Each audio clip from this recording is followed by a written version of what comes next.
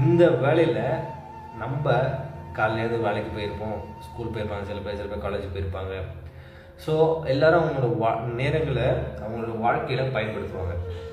ஆனால் தேவன் அதை நம்மளுக்கு எப்படி பிரோஜனமாக ஆக்க மாற்றுறாரு பார்த்தீங்கன்னா, ஏன்னா நம்ம ஒவ்வொரு நாளும் ஜீவனோடு இருப்பது யாரோட கிருபைன்னு பார்த்தீங்கன்னா அது ஏசப்போட கிருபை தாங்க. வேறு யாரோட கிருபைலாம் சொல்ல மாட்டேங்க, ஏசப்போட கிருபை தான். நம்ம எங்கே போனாலும் நம்மளுக்கு எந்த ஒரு ஆபத்து இல்லாமல், நம்ம எங்கே போனாலும் நம்மளுக்கு எந்த ஒரு பலவீனம் வராமல் நம்ம ஒவ்வொரு நாளும் ஜீவனோடு இருப்பது அவரோட கிருபை. ஸோ அந்த கிருபையை நம்ம வேற மாதிரி பார்க்கணும்னா விசுவாசமாக பார்க்கலாம். கிருபையை நம்ம டிஃப்ரெண்டாக பார்க்கணும், விசுவாசமாக பார்க்கலாம்.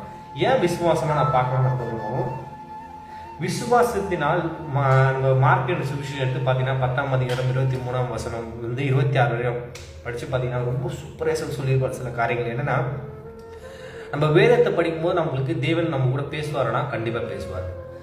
ஆனால் அதுக்கு சரி ரூல்ஸும் ஏசப்பா வச்சிருக்காரு. என்ன ரூல்ஸ் பார்த்தீங்கன்னா, நம்ம ஏசப்பா நம்ம கூட எப்படி பேசுவாருன்னு நம்ம அனலைஸ் நம்மளுக்குள்ள நம்ம பார்த்துன்னா, நம்ம வேதத்தை படிக்கும் போதே ஏசப்பா சில காரியங்கள் நம்ம வெளிப்படுத்துவார்.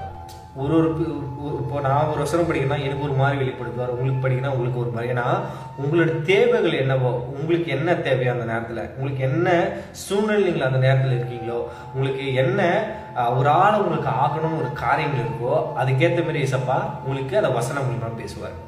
வசனம் மூலியமா பேசும்போது என்னன்னா, நம்ம சில நேரத்தில் நம்ம ஜெபத்தில் சில கேட்டிருப்போம், ஏசப்பா எனக்கு சில கவலைகள் இருக்குது, சில தேவைகள் இருக்குது, சில விஷயங்கள் என் வாழ்க்கையில் நடக்கணும். நம்ம அநேக நேரத்தில் நம்ம வந்து ஏசப்பா கிட்ட கேட்டிருப்போம், ஏசப்பா எனக்கு இது வேணும் அது வேணும் அப்படி நம்மளுக்கு பர்சனல் உங்களுக்கு ஒருத்தருக்கு என்னென்ன தேவை எனக்கு தெரியாது. ஆனால் நீங்கள் கேட்டிருப்பீங்க, ஏசப்பா கிட்ட ஜபத்தினால கேட்டிருப்பீங்க, ஏசப்பா கூட பேசியிருப்பீங்க.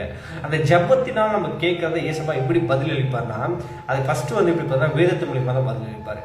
நம்ம வேதம் கிளியராக சொல்லுது, வேதத்தை கேளாதவனுடைய ஜபமோ அருவருப்பானது. நம்ம பைபிள் படிக்காம, நம்ம ஒரு வார்த்தையை ருசிக்காம, ஒரு வார்த்தையை நம்ம கை கொள்ளாம இருந்துட்டு வெறும் நம்ம டெய்லி ஜோம் பண்றேன், நான் டெய்லி ஜோம் பண்ண ஏசப்பாக்கனா அந்த ஜபம் கேட்கப்படும்னா கண்டிப்பா கிடையாதுங்க. ஏன்னா வேதத்துல கிடையாது சொல்றாரு, நம்ம வேதத்தை படிக்க தான் நம்மளோட தேவனுடைய ராஜ்யத்தையும் ஒரு வருகையும் ஒரு எப்படிலாம் நம்மள அவர் நடத்த போறான்ற ஒரு ரகசியங்களை நம்ம அறிஞ்சிக்க முடியும்.